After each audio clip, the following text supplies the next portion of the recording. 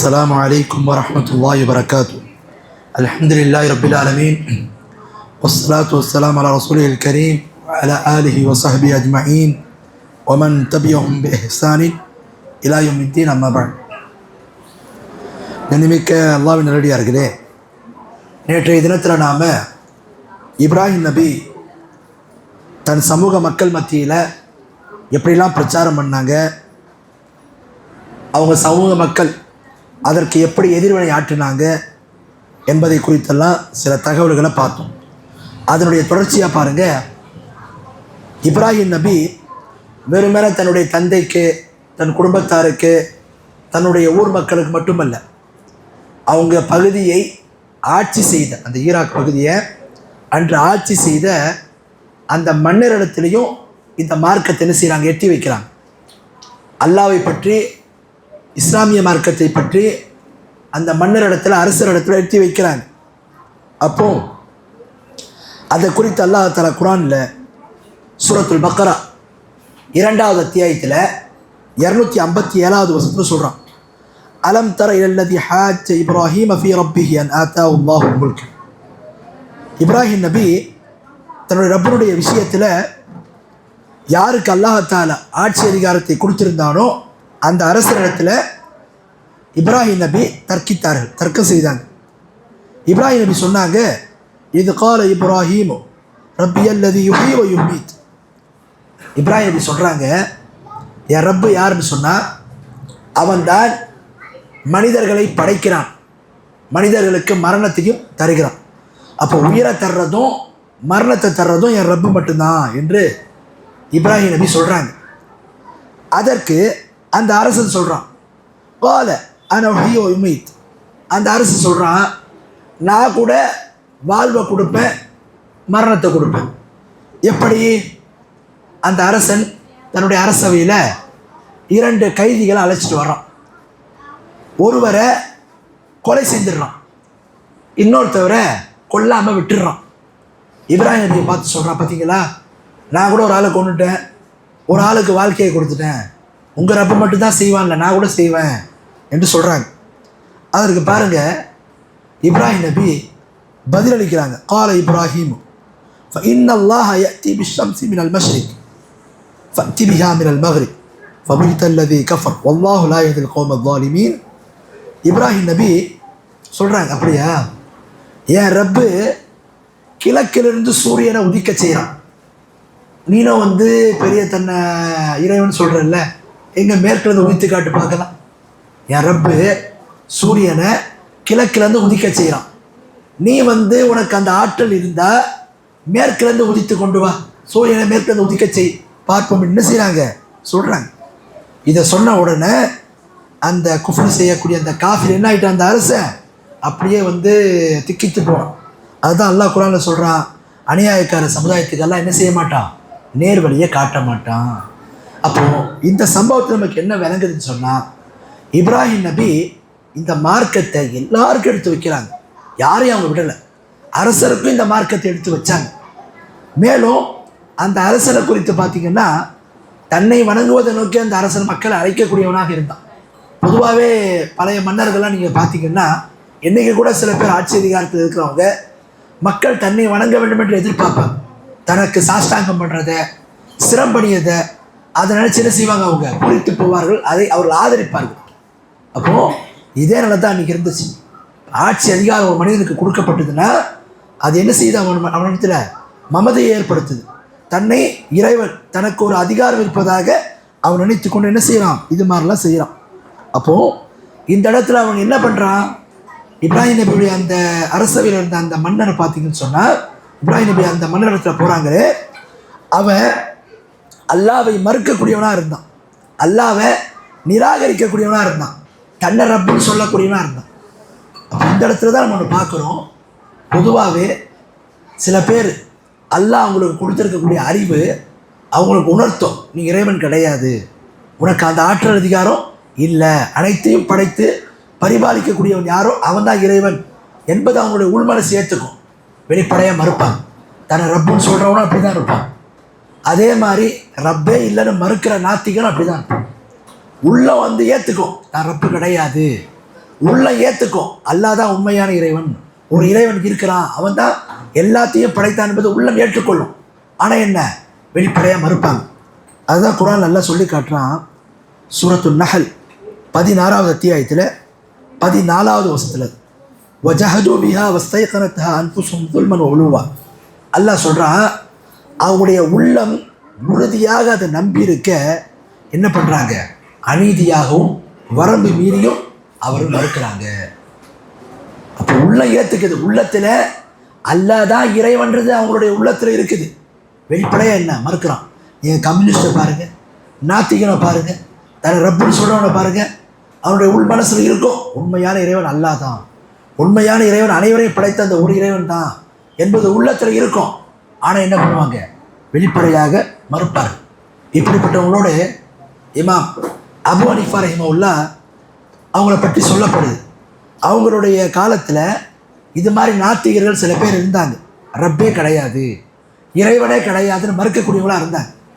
அவங்கள்ட்ட போய் என்ன செய்கிறாங்க, விலக்கி சொல்கிறாங்க, கேட்க மாட்டாங்க. அப்படியா, நம்ம என்ன செய்வோம், இது குறித்து விவாதிப்பதற்காக வேண்டி ஒரு நாளை தேர்ந்தெடுப்போம் என்ற மாதிரி ஒரு நாளை தேர்ந்தெடுக்கிறாங்க. இந்த இடத்துல நம்ம வந்து என்ன செய்வோம், இது குறித்து அல்லாஹ் இருக்கிறான் என்பதை நான் உறுதிப்படுத்துகிறேன்ற மாதிரி சொல்கிறாங்க. அந்த குறிப்பிட்ட நாளும் வருது. அந்த நாத்திகர்கள்லாம் பேசுவதற்காக ரெடியாக இருக்கிறாங்க. இமாம் அபு ஹனீஃபா ரஹிமஹுல்லாஹ் அந்த இடத்துக்கு வரவே இல்லை. ரொம்ப நேரம் கழித்து தாமதமாக வர்றாங்க. வந்த உடனே நாத்திகர் என்ன பண்ணுறாங்க, என்ன பயந்துட்டிங்களா பேசுகிறதுக்கு? இல்லை இல்லை, நான் வர்ற வழியில் என் வீட்டுக்கு முன்னாடி திடீர்னு தானாக ஒரு ஆறு உருவாச்சு. நான் இந்த ஆறை கடந்து எப்படி வருதுன்னு யோசிக்கிட்டே இருந்தேன். திடீர்னு ஒரு படகு வந்துச்சு. அந்த படகுல நான் ஏறினேன், அதுவே தானாக வந்து என்னை வந்து விட்டுச்சு அப்படின்ற மாதிரி சொல்கிறாங்க. அப்புறம் அந்த நாத்திகர்கள் கேட்குறாங்க, அது எப்படிங்க திடீர்னு ஒரு ஆறு உருவாகும், அந்த ஆற்றுல ஒரு படகு தானாக எப்படி வரும், அது எப்படி தானாக உங்களை கொண்டு வந்து இங்கே விடும், இதெல்லாம் இயக்குவதற்கு ஒரு ஆள் தேவையே அப்படின்ற மாதிரி சொல்கிறாங்க. அப்போ தான் எப்படி இவங்க அபு ஹனீஃபா ரஹிமஹுல்லாஹ் அவங்களுக்கு ஒரு செக் வைக்கிறாங்க. எப்படி, அங்கேருந்து இங்கே வர்றதுக்கு ஒரு ஆறு உருவாச்சுன்றேன், தானாக படகு உருவாச்சுன்றேன், தானாக நான் என்னை ஏற்றிட்டு அது தானாக கொண்டு வந்து இங்கே விட்டுதுன்றேன், இதையே நீங்கள் ஏற்றுக்க மாட்டீங்க, இதையே உங்களுடைய உள் மனசு ஏற்றுக்க மாட்டேங்குது, இதை ஏற்கிறதுக்கு ஒரு ஆள் வேணும்னு உங்களுடைய மனசு சொல்லுதுன்னா, இவ்வளோ பெரிய பிரபஞ்சத்தை படைத்து பரிமாறிக்கக்கூடியவன், ஒவ்வொரு நிகழ்வுகளையும் துல்லியமாக இயக்கக்கூடியவன், இதெல்லாம் ஒரு இறைவன் இல்லாமல் எப்படி இதெல்லாம் சாத்தியமாகும் என்ற உடனே அவங்களாம் என்ன ஆகிறாங்க, திக்கி போய் அவங்களுக்கு பேச முடியாமல் என்ன பண்ணுறாங்க, ஒரு வழி இல்லாமல் இஸ்லாத்தை ஏற்றுக்கொள்கிறாங்க. மறுபடியும் இஸ்லாத்தின் பக்கம் வந்தாங்க அப்படின்றத நம்ம பார்க்குறோம். ஆகவே அல்லாஹ்வை யாரெல்லாம் மறுக்கிறாங்களோ அவங்க கூடிய நாத்திகை யாராக இருந்தாலும் சரி, அவங்களுடைய உள் மனசில் அல்லாஹ் ஒருவன் இருக்கிறான்றதை உள் மனசு ஏற்றுக்குது. வெளிப்படையாக ஆணவம் கர்வத்தினால் மறுக்கிறாங்க. ஏன் ஃபிரௌனே பாருங்கள், வரப்புக்கும்ல ஆலா, நான் தான் வந்து மிகப்பெரிய இறைவன் தான். கடைசியில் அந்த கடலில் மூழ்கும் போது மூசா அவருடைய இறைவன் மீது நான் வந்து என்ன செய்ய, ரப்பின் மீது ஈமான் கொள்றேன்னு சொன்னான். இதுதான் ஆணவம், தற்பெருமை, கர்வம், இதுதான் அவங்களுக்கு மறுப்பை தவிர வேறு ஒன்றும் கிடையாது. ஆகவே இந்த சம்பவத்தை என்ன செய்கிறது வந்து ஒரு படிப்படையாக பெறுறோம். உலகத்தில் இருக்கக்கூடிய எல்லா மனுஷனுமே அல்லாஹ் இறைவன் என்பதை ஏற்றுக்கொள்கிறாங்க. அல்லாஹ் தான் உண்மையான வணக்கத்துக்குரிய என்பது அவங்களுடைய உள்மனசை ஏற்றுக்குது. ஆனால் என்ன, கர்வம், ஆணவம், சைத்தானுடைய அந்த ஊசலாட்டம், சைத்தானுடைய தூண்டுதலால் அவங்க அதை ஏற்றுக்கொள்ளாமல் இருக்கிறாங்க. அடுத்து பாருங்கள், இப்ராஹிம் நபி அவங்க சமூக மக்களும் எதிர்க்கிறாங்க. இப்படி பல சிரமங்களுக்கு மத்தியில் என்ன பண்ணுறாங்க, அவங்க அந்த ஊரில் இனி வாழ முடியாதுன்னு ஒரு சூழல் வரும்போது அங்கேருந்து ஹிஜ்ரத் செய்து என்ன பண்ணுறாங்கன்னு சொன்னால், நாடு திறந்து ஹிஜ்ரத்துனா ஒரு லாரியை கொண்டு வந்து வீட்டு பொருள்லாம் போட்டு போகிறது கிடையாது. தன்னுடைய சொத்து பத்து எல்லாத்தையும் விட்டுட்டு அல்லாஹ்வுடைய பாதையில் போகிறாங்க. எங்கே, எதை நோக்கி போகிறாங்க, ஷாம் பிரதேசத்தை நோக்கி போகிறாங்க. அப்போ போகும்போது என்ன பண்ணுறாங்கன்னு சொன்னால், இப்ராஹிம் நபி மிஸ்ர், அதாவது எகிப்தில் என்ன பண்ணுறாங்கன்னு சொன்னால், அவங்களும் அவங்களுடைய மனைவி சாரா ரெண்டு பேருமே போகிறாங்க. அவங்களுக்கு குழந்தை இல்லை. அப்போ போகும்போது அங்கே இருக்கக்கூடிய அந்த அரசன், மிஸ்ரை ஆண்ட அரசன், அவன் என்ன பண்ணுறான், அவன் வந்து இப்ராஹிம் நபியை வந்து பார்க்குறான், அவனுடைய மனைவியும் பார்க்குறான். பார்த்ததுக்கப்புறம் அவங்கள இப்ராஹிம் நபியை வெளியே உட்கார வச்சுட்டு சாரா அலைஹிஸ்ஸலாம் அவர்கள் மீது தப்பாக நடக்கணும், அவங்களோட தவறு செய்வதற்காக என்ன செய்கிறான், நெருங்குறான். ஏன்னா ஆட்சி அதிகாரத்தில் இருக்கிறான், இப்ராஹிம் நபி வெளியில் இருக்காங்க, என்ன நடக்குன்னு தெரியல. அவன் தவறு செய்வதற்காக வேண்டி முன் வரும்போது, இது புகாரில் வரக்கூடிய ஹதீஸ், என்ன பண்ணுறாங்க, சாரா அலைஹிஸ்ஸலாம் வெளியில் உள்ளே இருக்கிறாங்க. இப்ராஹிம் நபி அல்லாஹ்விடத்தில் துவா செய்து கொண்டு இருக்கிறார்கள். பிறகு அவன் கெட்ட எண்ணத்தோடு தீண்டுவதற்காக வரும்போது அவனுக்கு ஃபிட்ஸு, காக்கா வலிப்பு மாதிரி ஒரு நோய் ஏற்படுது. உடனே என்ன அதுலேருந்து விலகிக்கிறான். பிறகு மீண்டும் நல்லானதுக்கப்புறம் அவங்கள வந்து மறுபடியும் தவறாக நடப்பதற்கு முயற்சிக்கிறான். மீண்டும் அதே மாதிரி நிலை ஏற்படும். இப்படியாக 3 முறை என்ன அவனுக்கு வந்து இந்த மாதிரி சம்பவம் நடக்குது. அதுக்கப்புறம் நான் அவனுக்கு புரிஞ்சிடுது, இவங்க சாதாரண மக்கள் கிடையாது, இவங்களுக்கு பின்னாடி ஏதோ ஒன்று இருக்கிறதுன்னு என்ன செய்யறான், அவங்களுடைய வழியை விட்டுடுறான். அப்போ இப்ராஹிம் நபி அங்கேருந்து என்ன செய்கிறாங்க, புறப்பட்டு போகிறாங்க. இந்த சம்பவம் நடக்கும், இப்ராஹிம் நபி தொழுகிறாங்க, அல்லாஹ்விடத்தில் துவா செய்கிறாங்கன்றது நம்ம பார்க்குறோம்.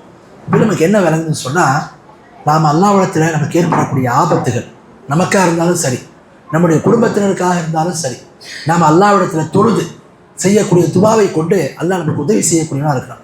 அல்லாஹ் குர்ஆனில் சொல்கிறான், யா அய்யுஹல்லதீன ஆமனூ இஸ்தஈனு பிஸ்ஸப்ரி வஸ்ஸலாஹ், ஈமான் கொண்ட மக்களே நீங்கள் பொறுமையை கொண்டும் தொழுகையை கொண்டும் அல்லாஹ்ட்ட உதவி தேடுகின்றோம். அப்போ அல்லாஹ்விடத்தில் ஒரு மனிதன் மிக நெருக்கமாக இருக்கக்கூடிய இடம் அது தொழுகை. அந்த தொழுகையில் சஜ்தா செய்யக்கூடிய இடம் மிக நெருக்கமான ஒரு இடம். அந்த மாதிரி இடத்துல அதிகமாக அல்லாஹ்ட்ட துவா கேட்கணும். ஃபர்ல தொழுகையாக இருக்கட்டும், நஃபில் தொழுகையாக இருக்கட்டும், நம்மளுடைய எந்த ஒரு தொழுகையாக இருந்தாலும் என்ன செய்யலாம், நாம துவா கேட்கலாம்.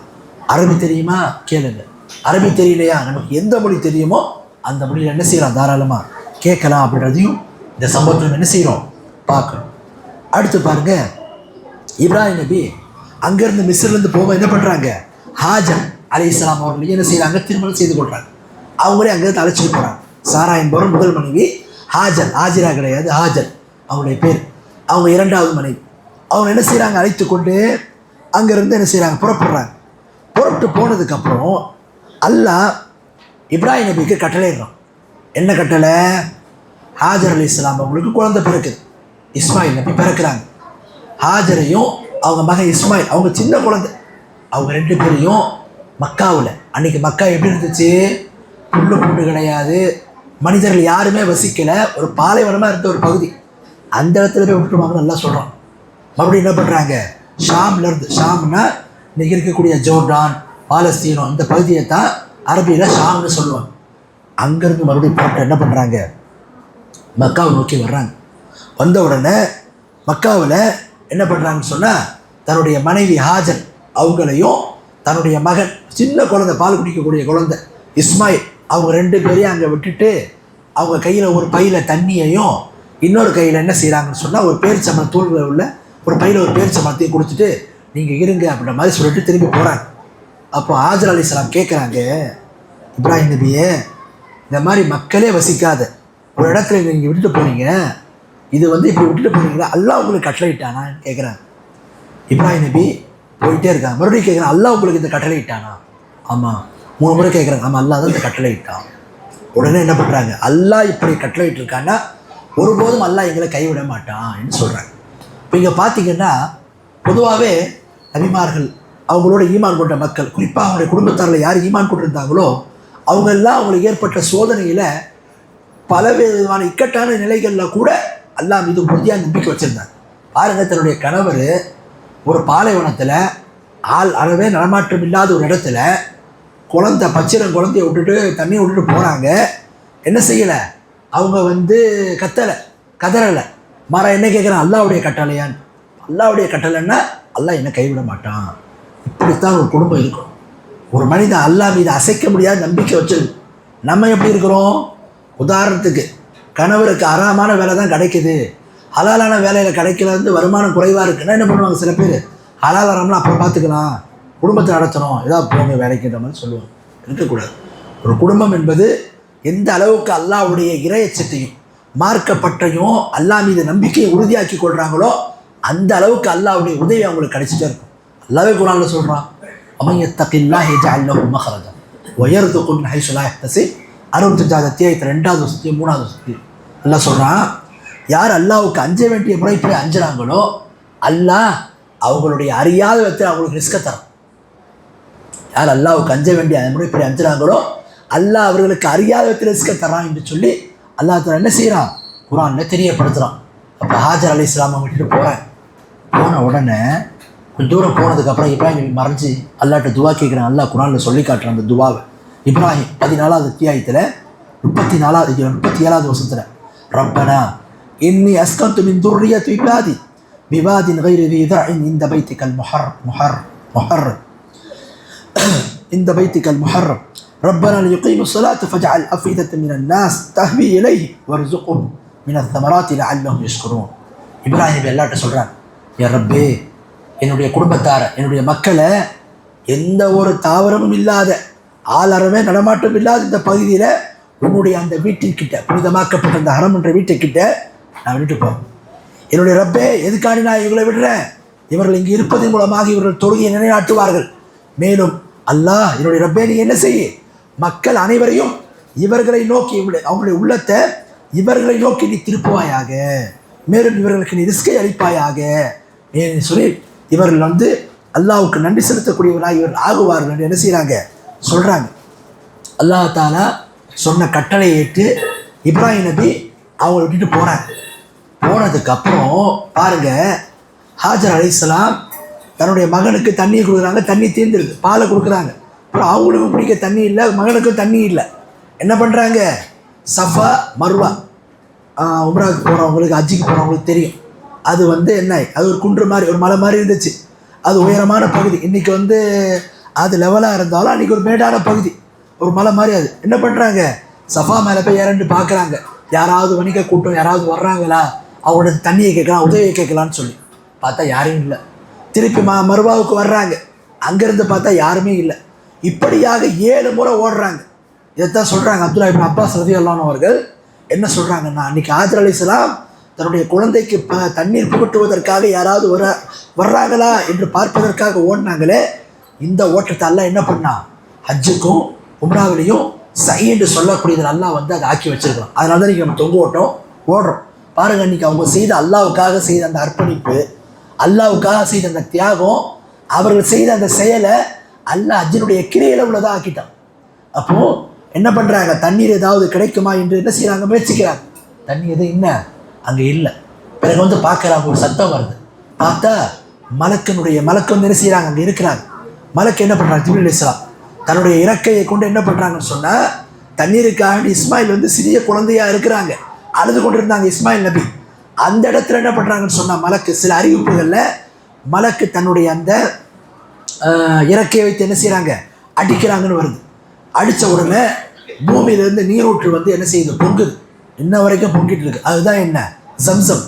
இதை பார்த்த உடனே ஹாஜர் அலைஹிஸ்ஸலாம் என்ன பண்ணுறாங்கன்னு சொன்னால், தன்னுடைய கைகளை கொண்டு அந்த தண்ணீர் மேற்கொண்டு பல இடங்களுக்கு பரவாமல் இருப்பதற்காக வேண்டியும் அதை ஸ்டோர் பண்ணும் விதமாக என்ன பண்ணுறாங்க, அதை ஒரு பாத்தி மாதிரி கட்டி விடுறாங்க.